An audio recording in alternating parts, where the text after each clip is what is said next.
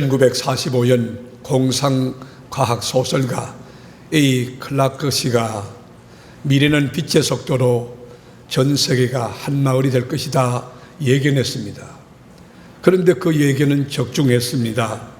정말 지구촌은 한마을 공동체가 되었습니다. 인공위성을 통해서 전 세계가 네트워킹 되어 있습니다. 생각해 보시죠.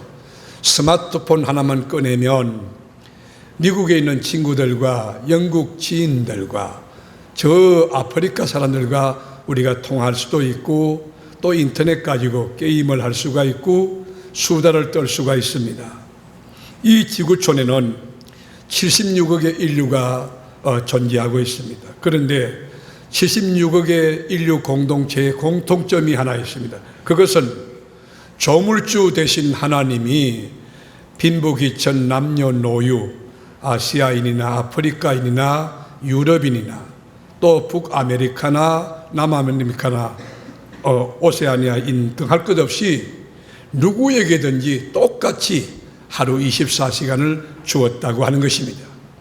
대통령도 24시간, 서울역에 있는 홈리스도 24시간, 대기업 총수도 24시간, 백수 건달도 24시간, 여기 있는 목사도 24시간, 성도 여러분도 24시간.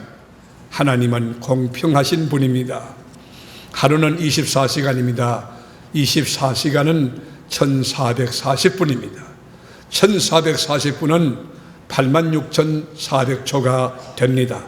그런데 하나님이 주신 이 거룩한 선물인 시간을 어떤 관점에서 이해하고 어떤 태도로 어떻게 관리하고 쓰느냐에 따라서 행복할 수도 있고 불행할 수도 있고 성공할 수도 있고 실패할 수도 있고 또 하나님이 주신 시간이 천국이 될 수도 있지만 지옥이 될 수도 있습니다. 성공하는 사람들은 특징이 있습니다. 시간에 대한 개념이 다릅니다. 시간에 대한 태도가 다릅니다. 시간에 대한 관리 방법이 다릅니다. 하나님이 주신 시간을 소중히 여기는 절대적인 시간으로 생명같이 아낍니다. 촌음을 쪼개었습니다. 시간을 재테크합니다. 하나님 안에서 하나님을 위하여 하나님의 영광에 합당한 이 창조적인 시간으로 시간을 재생산해 낼 수 있습니다. 똑같은 24시간이 주어지지만 그 24시간 안에서 계획을 세우고 그 계획을 실행하며 목표를 넉넉하게 달성하고 자기 할 일을 다 해놓고 여유 있게 취미생활을 즐기면서 시를 씁니다. 그림을 그립니다. 또는 외국어 공부를 하는 것입니다. 이것이 바로 성공한 사람의 삶의 스타일이며 삶의 DNA라고 정의할 수 있습니다. 그런데 반대로 실패하는 사람들은 어떻게 사느냐? 시간을 파괴적으로 쓰는 것입니다. 엉망진창으로 뒤죽박죽. 여러분, 시간에 우선순위가 없어요. 시간을 아무렇게나 거꾸로 쓰기 때문에 자기 인생에도 손해가 나고 자기 인생도 파괴하지만 이웃에게도 피해를 끼치는 것입니다. 그리고 그런 분들의 특징은 뭐냐? 구실을 달아요. 핑계를 달아요. 변명을 합니다. 이래서 못하고 저래서 못하고. 여러분, 세계적인 선수였던 우사인 볼트나 또는 칼루이스 같은 백미 선수를 보면 여러분 스타트 라인에 설 때 보세요. 태도가 달라요. 출발 신호를 올리기 전에 온 몸이 기가 돼서 민감한 거예요. 그 심판관이 언제 출발 신호를 줄 것이냐 민감하고 총소리가 나면요 그 마지막 포인트 마지막 이 꼬린 지점에 들어올 때까지 숨을 쉬지 않고 앞만 보고 그다음 목숨을 놓고 최선을 다하여 여러분 머리 하나가 조금 0.00이면 조금 더 그 전력을 다하는 것입니다. 그런데 메달을 따지 못하는 선수들은 자기 기량도 부족하지만 정신 상태도 온전치 못한 선수가 있는데 여러분 꼴찌에 놓고 여러분 핑계대기를 그날 운동화 끈이 뭐 느슨하게 메어졌다나 날씨가 뭐 비가 우중충하고 그랬다나 그리고 부부싸움을 해서 그렇다나 이 핑계 저 핑계 다 되는 것입니다. 그래서 발명왕이었던 에디슨은 이런 인간을 향하여 일침을 놓았는데, 이 세상에서 가장 꼴불견, 가장 못난 인간, 가장 어리석은 인간이 누구냐? 시간이 없어서 못했다고 변명하는 인간 유형이다라고 이야기했어요. 또한 제이 하비스는 성공한 사람들은 시간을 지배하고 관리할 수 있는 능력을 갖고 있지만, 실패한 사람들은 시간에 쫓기고 시간에 끌려다니고 시간에 치이고 시간에 지배를 당한다라고 했습니다. 여러분께 제가 도전하고 묻습니다. 여러분은 어떤 유형의 삶을 살고 계십니까? 시간에 지배를 당합니까? 시간에 종속돼 삽니까? 아니면 시간을 관리하고 시간을 지배하고 사십니까? 수많은 철학자와 과학자와 수학자들이 시간이 무엇이냐 하는 주제를 놓고 논쟁도 벌이고 깊은 연구도 했지만 결론은 I don't know예요. 수수께끼라고 하는 것입니다. 시간은 미스테리라고 하는 것입니다. 여러분, 그렇다면 성경에서는 시간을 어떻게 이해할까? 우리가 요한계시록을 보면 시간을 만드신 하나님에 대한 묘사가 아주 독특해요. 아주 이색적이에요. 어떻게 표현하고 있나? 우리 오늘 본문 1장 4절을 같이 보시겠습니다.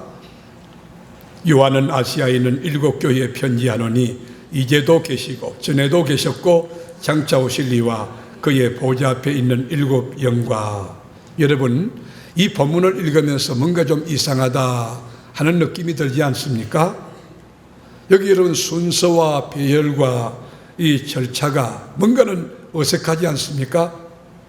여러분, 상식적으로 논리와 지성 훈련 받은 우리 그리스도인이 볼 때에 또는 일반인이 볼 때에 보편적인 경험 법칙이나 상식에 의하면 시간 거리면 과거, 현재, 미래로 우리가 구분하여 사용하지 않습니까?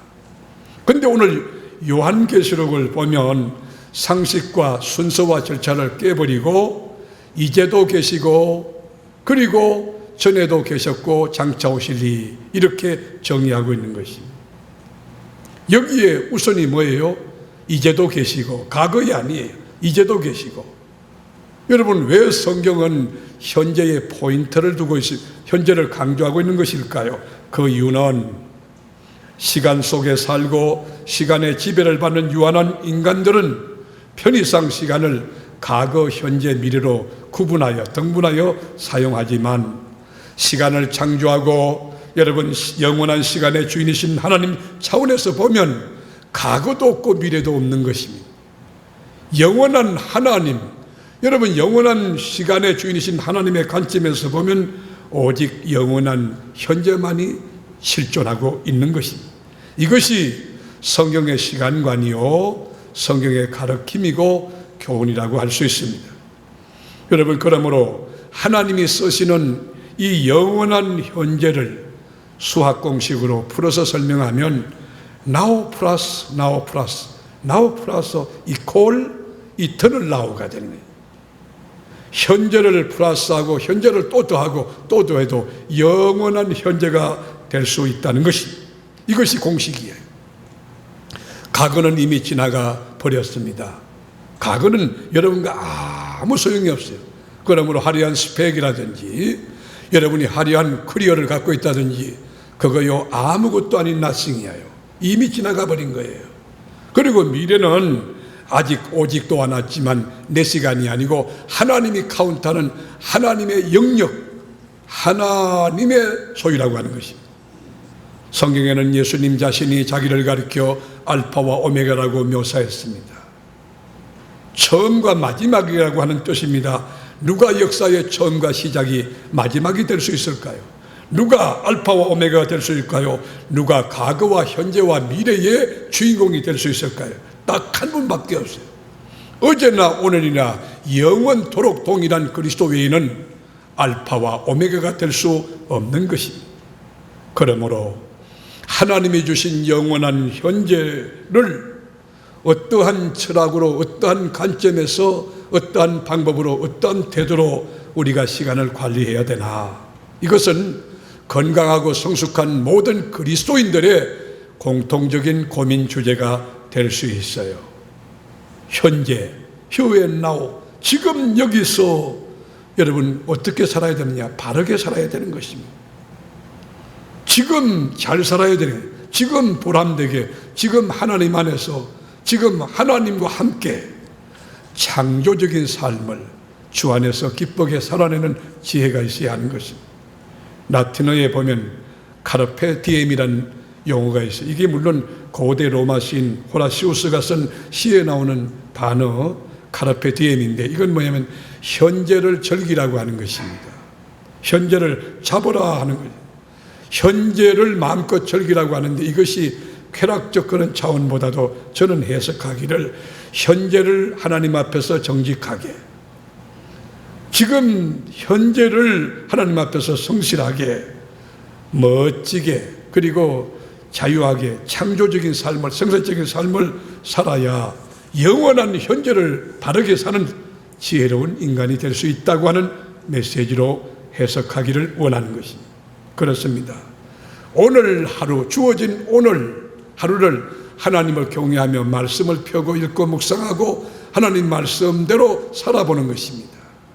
오늘 하루를 십자가 밑에서 무릎을 꿇고 기도하며 위로부터 지혜와 능력을 덧입고 살아보는 것입니다. 오늘 하루 하나님을 사랑하듯 이웃을 내 몸같이 아끼고 사랑하여 섬김과 베품과 나눔을 다하며 살아보는 것입니다. 오늘이라고 하는 날 하나님이 주신 사명이 뭔가, 각자의 매진 십자가 사명을 묵묵히 기쁨으로 잘 지고 감당하며 주님을 쫓아가는 것입니다. 여러분, 오늘을 바로 살았다고 하면 영원한 현재를 얻는 것이 될 것이고, 오늘을 바르게 살지 못했다면 영원한 현재를 잃어버린 것이 될 것입니다. 그러므로 오늘이라고 하는 하나님이 주신 이 영원한 현재를 하나님과 함께, 하나님과 더불어 하나님 안에서 하나님을 위하여 사는 지혜로움, 그리고 구별된 거룩한 영성이 교우 여러분들에게 있어야 할 것입니다. 하루가 모여서 한 달이 되고, 한 달이 모여서 1년이 되고, 1년이 모여서 일생이 되는 것입니다. 오늘을 어떻게 사느냐, 영원한 현재를 어떻게 사느냐, 그것은 바로 here and now, 지금 여기에 있습니다. 오늘이 영원한 현재요, 오늘이 키워드고, 오늘이 바로 생명이 되는 것입니다.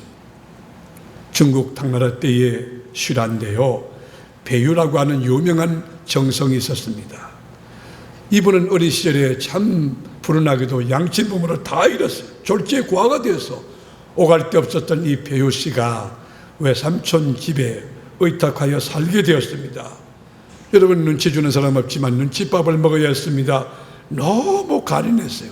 자기 스스로 생각해도 너무 고독하고 힘들고 너무 어려웠어요. 그런데 어느 날 이 외삼촌 댁에 유명한 고성이었던 일행선사가 찾아왔어요.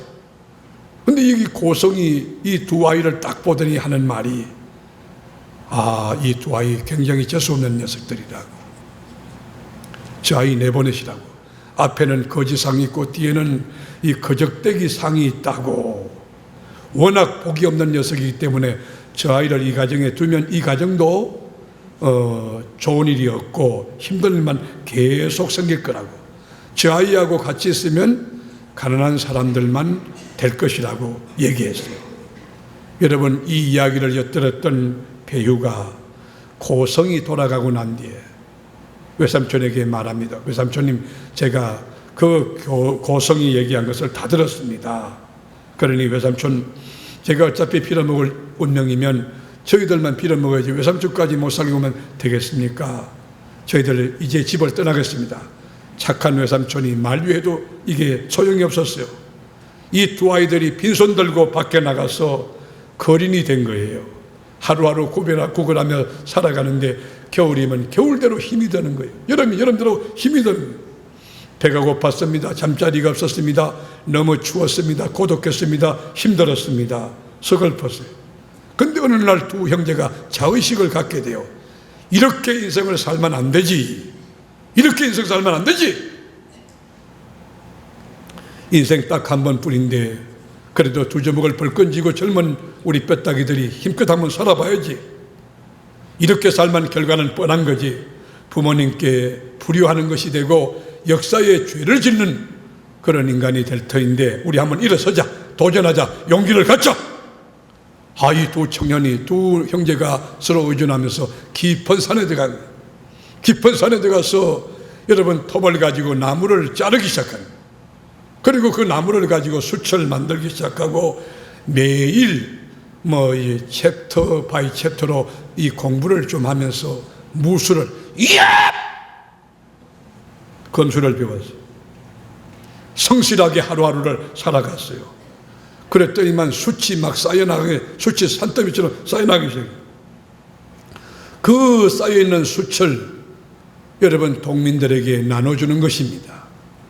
성실하게 살았습니다. 정직하게 살았습니다. 나누며 살았습니다. 베풀며 살았습니다. 매일매일 숫절 공파로 받았던 동민들이 감동이 돼가지고 너무 고마워서 어쩔 줄 몰라서 어떤 가정은 쌀을 한 대, 또 보리쌀을 한 말 가져오는, 고구마 가져오는 것입니다. 그러니까 이 두 형제의 집안의 창고는 차고 넘치기 시작했습니다. 생활고에서 벗어났습니다.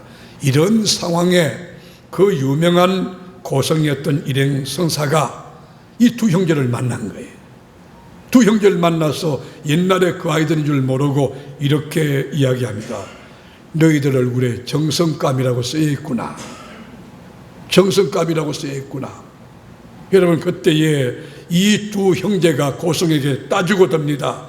아니 스님, 지난번에는 우리를 거지상이라고 그러고 거적대기상이라고 그렇게 폄하해 놓고 빌어먹을 거지라고 했지 않습니까? 그런데 지금은 왜 우리 보고 정성상이라고, 정성이 되겠다고 이야기합니까? 그때 그 고성이 하나님은 나도 모르겠다. 그런데 한 가지 분명한 건 너희가 지금 어떻게 살아왔는지를 알면 내가 해답을 줄 수 있다. 어떻게 살아왔니? 하루하루 산에 가서 땀을 흘리고 정직하게 성실하게 나무를 베어다가 숯을 만들고, 그리고 그 숯을 연약한 자에게 나눠주고 동민들에게 더 나눠주며 그렇게 땀을 흘려 정직하게 살았습니다. 그랬구나. 그렇게 하루하루 이 하루를 온전히 살았기 때문에 너희 얼굴에 정성이라고 쓰여 있구나. 여러분, 그렇습니다. 여러분 인생을 사는 것이 천년만년 살 것처럼 미래지향적으로 미래의 설계를 갖고 사는 것보다도 오늘 주어진 현실, 주어진 here and now, 바로 내가 만나고 있는 그 사람, 내가 하고 있는 일, 내게 맡겨진 그 사명, 그것을 충실하게 바르게 감당하는 것, 이것이 복되게 사는 길이고 지혜롭게 사는 길이고 이게 성경적인 삶이 되는 것입니다. 여러분, 10년, 20년을 내다보고 살지 마세요.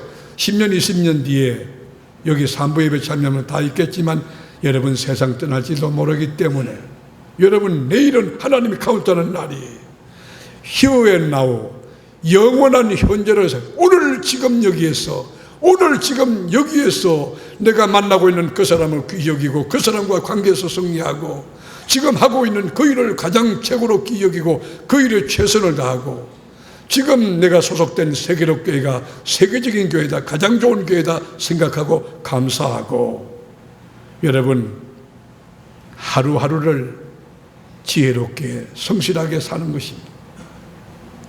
인생을 살다 보면 사업하다가 부도가 날 수가 있어요. 그럴 때에 왜 부도가 났나 원인 분석도 하겠지만 어떻게 이 부도를 맺구나, 내가 피해를 어떻게 하면 최소화하고 빚을 주지 않을까 연구도 해야 되겠지만 여러분 그 피해 입은 자들에게 찾아가 정직하게 제가 이렇게 살다 보니 이렇게 되었습니다, 좀 용서해 주세요, 기다려 주세요. 그리고는 열심히 땀을 흘려서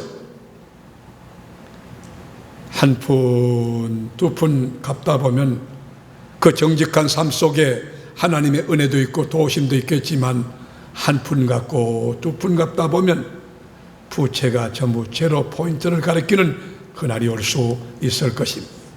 저는 등산을 할 때 두 종류의 사람을 만납니다. 하나는요, 올라갈 때 정상의 목표 3,000m, 그러니까 5,000m 높은 정상, 그 정상을 바라보고 가는 분이 있어요. 그분은요 얼마 못 가서 질려가지고 그냥 포기하고 내려가요. 근데 저는 등산할 때 저 스타일은, 제 방법은 뭐냐, 한 단계 한 계단 한 계단 뛰는 것입니다. 그냥 성실하게 한 계단 뛰고 또 일어서고 또 돼가지고 그러다 뭐 어느 때 중척에 와 어느 때 보면 내가 정상을 밟고 있는 거예요. 저는 자동차를 타고 서울 가는 것을 몹시 힘들어합니다. 부산 가는 거 힘들어합니다. 여수 가는 그 차 타는 걸 제가 싫어하기 때문에. 근데 제가요 묵묵하게 기도하며 그저 찬송하면서 이렇게 가다 보면 5분 되고 10분 되고 또 1시간 되고 2시간 되면 목적지에 도착이 되고 또 그러다 보면 제가 이게 집에 도착이 될 수 있는 거예요. 여러분 부부 생활도 마찬가지예요. 오늘 이제 결혼하는 박찬송 양과 김두현 군 이제 결혼하는데 저 친구들이 연애 걸 때처럼 늘 행복할 수 없잖아요. 그런데 여러분 우리 다 경험해 봤잖아요. 그럴 때 부부 싸움하고 할 때는 저 인간 정말 꼴 보기 싫어. 이 천하가 좀 재수없어. 저 인간하고 언제 내가 평생을 산다는 거냐. 이래 숨이 막 막히고 답답하잖아요. 여러분 평생 산다 그러면 우리가 살 수 없어요. 그냥 오늘 주어진 하루를 행복하게 사는 거예요. 오늘을 기쁘게 오늘을 지혜롭게 살다 보면 그게 모여서 한 달이 그게 모여 1년 그게 모여서 일생이 되는 것입니다. 그래서 벤자민 프랭클린은 인생을 사랑하는가 우리에게 질문을 던지면서 그렇다면 현재라고 하는 시간을 낭비하지 말라. 인생은 시간으로 구성되어 있다라고 하였습니다. 존 세베어는 이 현재 시간을 얻는 것은 사람과 거래하는 일이나 전쟁에서 모든 것을 얻는 것과 같다라고 했습니다. 지금 현재의 시간을 영원한 현재의 시간을 소중하게 자기 것으로 삼을 수 있고 관리하고 처분할 수 있는 능력이 우리에게 있어야 한다는 것입니다. 과거는 이미 지나간 시간입니다. 지나간 여러분 물로서 물레방아를 돌릴 수 없었지 과거에 지나간 그 역사 가지고 아무것도 할 수 없습니다. 후회만 남습니다. 상처만 남습니다. 여러분 미래는 그 누구도 알 수 없는 미스테리오 하나님의 영역입니다. 그러므로 오늘을 바로 사는 지혜, 현재, 영원한 현재. 여러분 현재를 프레젠트라고 하잖아요. 그게 선물이라는 뜻이에요. 하나님이 주신 오늘이라는 이 선물을 바르게 살 때에 하나님 앞에 영광이 될 수 있고 자존감이 높은 인생을 살 수 있고 자아 종료감이 있을 수 있고 훗날 돌이켜볼 때에 후회함이 없는 기쁜 인생을 살 수 있는 것입니다. 하나님이 주신 영원한 현재를 어떻게 살 것이냐, 어떠한 관점에서 해석하고 어떠한 철학으로 어떠한 태도로 살 것이냐, 어떻게 살아야 성경적 인생을 사는 거냐, 어떻게 살아야 바르게 잘 사는 것이냐. 첫 단추를 꿰는데 첫 단추가 중요하거든. 여러분 생각을 바르게 관리하고 말을 바르게 사용해야 합니다. 여러분 마음, 여러분 생각을 성결하게, 생각의 그리스도가 오신 만한 생각조차도 주님 앞에 영광될 만한 여러분 생각 관리를 잘 해야 됩니다. 여러분 안에는 하나님이 계시기를 축원합니다. 여러분 마음 안에 믿음이 있기를 축원합니다. 긍정적인 그 마인드가 있기를, 그러므로 무너지킬 만한 너희 마음을 지키라는 거예요.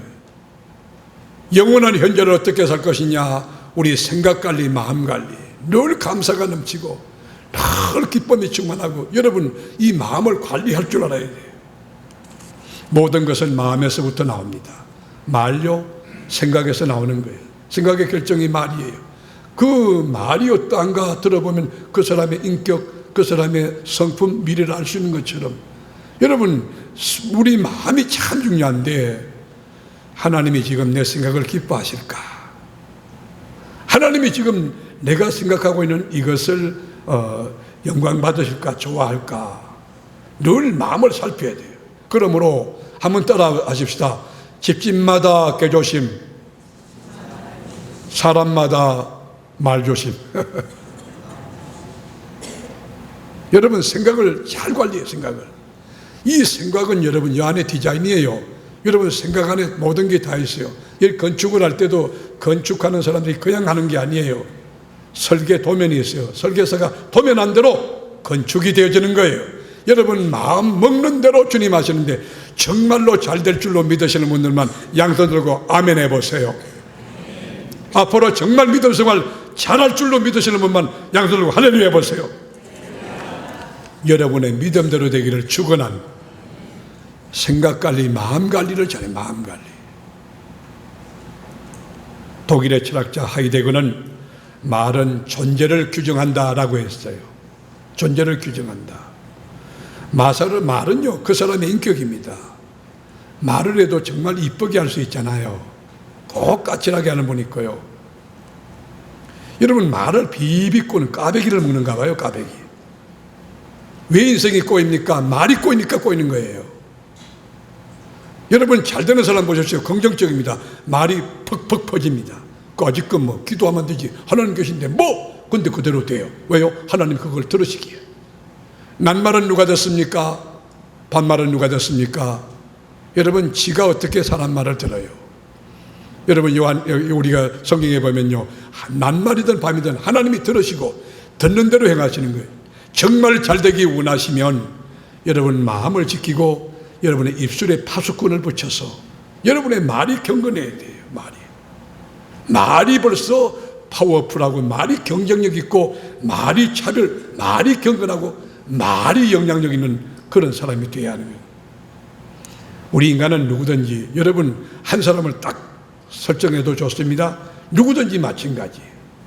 성장 과정에 부모나 선생님이나 복된 만남, 좋은 만남이 있어서 친구든지 던진 말 때문에 영향을 받고 자라가는 거예요. 말. 여러분들 지금 이 모습이 누군가 던진 말 때문에 지금 이렇게 돼 있는 거예요. 성공한 사람들은 교회 공동체에서 성령님 기름 부은 주의 종, 여러분 이 정말 사무엘 같은 주의 목사님, 좋은 목사님 만나면 아브라함 이야기, 모세 이야기, 이삭 이야기, 야곱 이야기, 살아있는 하나님의 이야기를 들려줘요. 내가 예수 믿고 하나님을 체험해 보니까, 하나님을 만나 보니까 하나님은 이런 분이야 하고 이야기해줘요. 그 믿음의 말을 듣고 자란 아이, 은혜로운 하나님 말씀을 듣고 자란 아이, 영적인 사람, 믿음의 사람 됩니다. 그리고 너 잘할 수 있어, 너 참 재능이 뛰어나구나, 너 앞으로 잘 될 거야, 그런 긍정적인 메시지를, 그런 응원과 지지를 받고 자란 아이는요, 세상 살 때 당당합니다. 저는 어머님을, 너무 좋은 어머니 만났어요. 저희 어머님이 대학 가운데 최고 대학이에요. 랭킹 1위예요.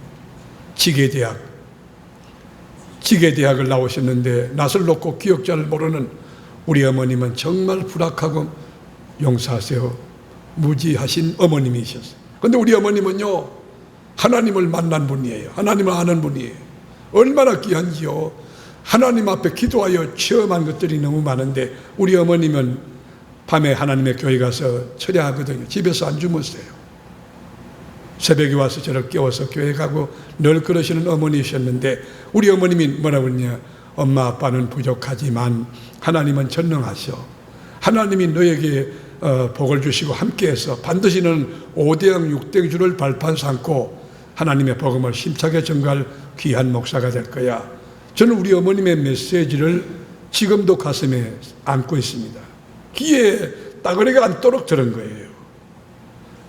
좋은 사람 만나는 거 복입니다. 만남의 복이 있을지어다. 여러분, 근데 반대로 이게 상처가 많고 실패하고 늘 위스트로하게 살아가는 그런 인생을 보면 누군가에는 상처되는 말을 듣고 자란 거예요. 비난받고요, 정죄당하고 무시당하고 책망하고, 네 같은 게 뭐 하겠느냐고 늘 부정적으로 메시지를 받고 자랐던 아이는요, 안 되는 거예요. 안 돼요. 그래서 우리가 교육학 이론 가운데 피그 만리온 효과 이론이라는 게 있어요. 물론 하버드 대학의 로젠탈 교수가 심리학자죠, 만든 이론인데, 예를 들면 이런 거예요. 우리가 신학기가 되면 교사가 바뀌잖아요. 학생도 바뀌잖아요.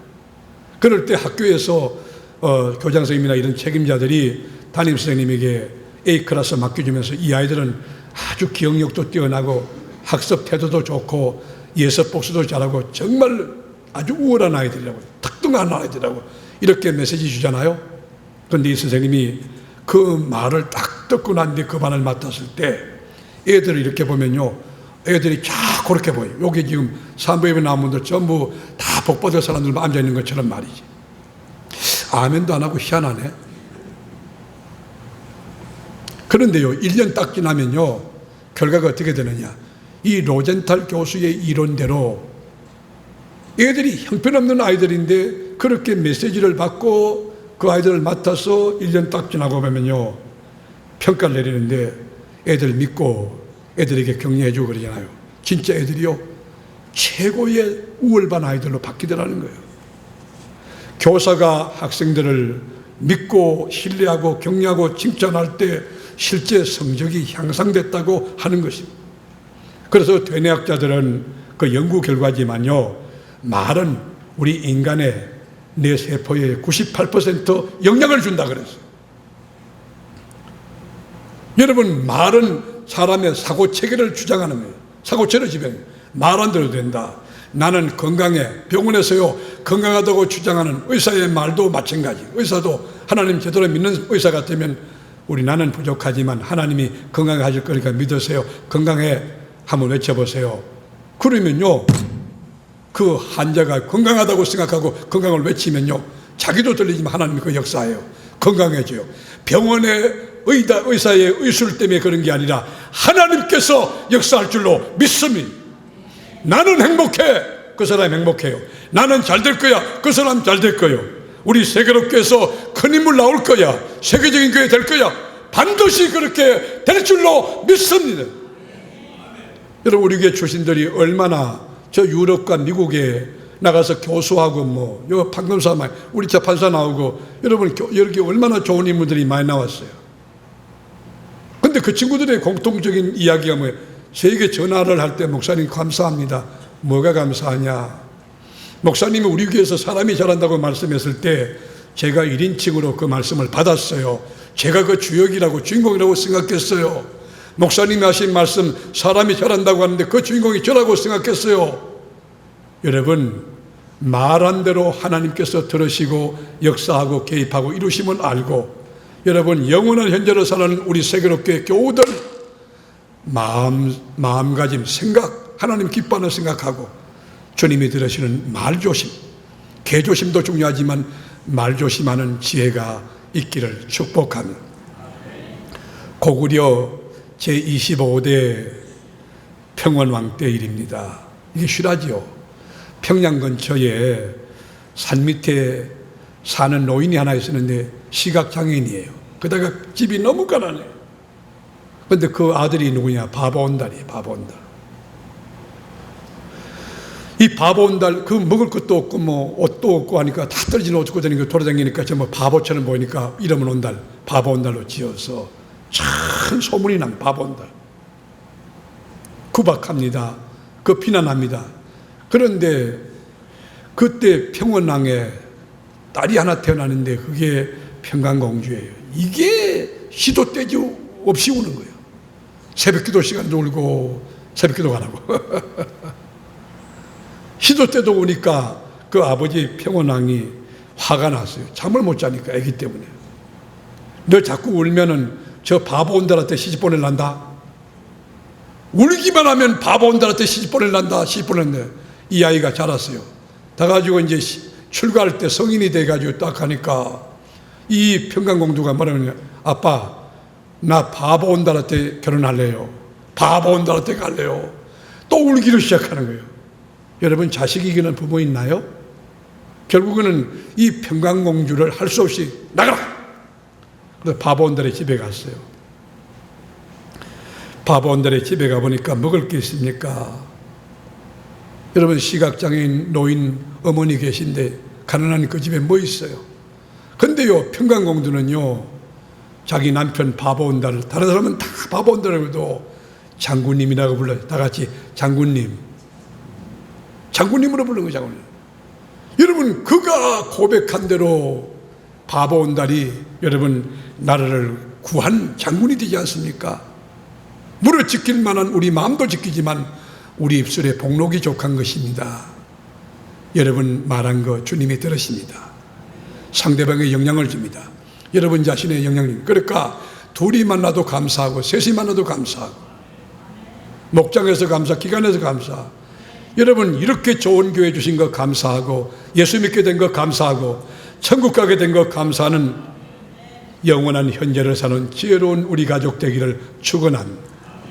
또 하나, 영원한 현재를 살아가는 방법은 나라와 제사장 삼으신 우리 그리스도인들이 하나님이 주신 재능, 하나님이 주신 물질, 하나님이 주신 이 건강, 또 지식, 이 모든 것을 연약한 이웃들과 나누며 베풀며 사는 지혜를 가져야 합니다. 초대교회를 보면 바나바 같은 아주 독특한 캐릭터가 있죠. 그 그리스도인 나와요. 하나님 나와요. 이 신앙생활하면서 이기주의, 막 자기 새끼만 챙기고 정말 꼴불견들 많이 있죠. 그러면서 장로가 되고 여러분 권사되고 부끄러운 일이지. 여러분 인생을 살아오는 경륜만큼 챙기는 식구들이 많아야지. 베풀고 섬기는 분들이 많아야지. 바나바는 자기 재산을 털어서 교회 공동체 앞에 놔줄 때 그거를 여러분 구제하는데 전부 쓰는 거예요. 그러니까 골고루 잘 살게 되는 거예요. 우리 교회에서 만약에 굶어서 세상을 떠났다 그러면 우리 모두의 수치라고 생각해요. 우리 세계로 교회는 한 명도 그런 일이 없게 되기를 축원합니다. 베풀고 섬기고 나누면 넉넉게 되고 넘치게 되어지는 거예요. 양초 보세요. 자기 몸을 태우면서 녹이면서 빛을 비추지 않습니까? 장미꽃도요, 가시에 자기 꽃잎을 갖다 깨뜨리고 그리고 파괴하고 찢을 때에 그 아픔 속에서 장미꽃 향기가 나는 것입니다. 여러분 희생 없이 어떻게 그리스도인이 될 수 있나요? 손해 안 보고 어떻게 신앙인이 될 수 있나요? 여러분 매일 토요일 밤 나와서 장로님들이 중보기도 하는 거, 그건 지도자로서 마땅히 걸어가야 될 자기 몫이지요. 자기 부인하고 자기 십자가 지고 주님을 쫓아가는 길이죠. 여러분 희생 없이 어떻게 여러분 생산이 되며 희생 없이 어떻게 아름다운 꽃이 피고 열매가 맺을 수 있겠습니까? 그래서 도스토옙스키는 자기 자신을 희생하는 것처럼 행복한 것은 없다 그랬어요. 여러분 왜 공부합니까? 배우지 못한 분을 섬기기 위해서 공부하는 거 아닙니까? 왜 돈을 법니까? 가난한 자를 도와주기 위해서 내 새끼만 챙기다 가는 거 그렇게 하지 말고 베풀고 섬기고 나누고, 섬기는 것은 축복입니다. 그건 행복이야, 행복. 우리 주님이 이 땅에 왜 오셨을까요? 우리 주님은 어떻게 우리에게 건변하기를 원할까요? 요한복음 12장 24절에 보면 내가 진실로 진실로 너희에게 이르노니 한 알의 밀이 땅에 떨어져 죽지 아니하면 한 알 그대로 있고 죽으면 많은 열매를 맺느니라. 우리가 한 알의 밀알로 가정에서, 직장에서, 교회 공동체에서, 여러분 사회에서, 나라에서 죽어야 되고 썩어야 되고, 그래야만 이 나라가, 그래야만 직장이, 그래야만 우리 교회가 예수의 향기가 진동하는 건강한 공동체가 될 수 있다는 것입니다. 예수님이 왜 오셨을까요? 성경의 이야기 한번 들어볼까요? 마태복음 20장 28절 다 같이 읽으시죠. 인자가 온 것은 섬김을 받으려 함이 아니라 도리어 섬기려 하고 자기 목숨을 많은 사람의 대성물로 주려 함이니라. 건강한 믿음을 가진 자, 건강한 영성을 가진 자는요 섬깁니다. 내가 막 이렇게 교회에서 장로인데 그런 거 아니에요. 겸손합니다. 충성에 충성을 거듭하고 나는 무익한 종이라고 겸손하게 가는 거예요. 섬김에 돈을 다하는 거예요. 고개를 뻣뻣하게 돌리고 안 그래요. 인자가 온 것은 섬김을 받으려 함이 아니라 도리어 섬기라고 자기 목숨을 많은 사람의 대속물로 주려 함이니라. 모쪼록 사랑하는 교우 여러분, 과거에 치여 살지 마세요. 과거의 이력서 찢어버리고, 그리고 미래에 대하여 노예되지 마세요. 미래는 하나님께 속한 영역입니다. 여러분이 카운트할 그 내용이 아니에요. 현재, 영원한 현재를 소중히 여기고 주 안에서 사는 것입니다. 생각을 관리하는 것입니다. 말을 제대로 하는 것입니다. 연약한 이웃을 나누며 창조적이고 생산적인 삶을 살아 여러분이 앉고 서는 곳에 예수님 향기가 진동하는 작은 예수의 삶이 지금부터 천국 가는 그날까지 여러분의 삶에 온전히 이루어질 수 있기를 주 예수 그리스도 이름으로 건면하고 축복합니다.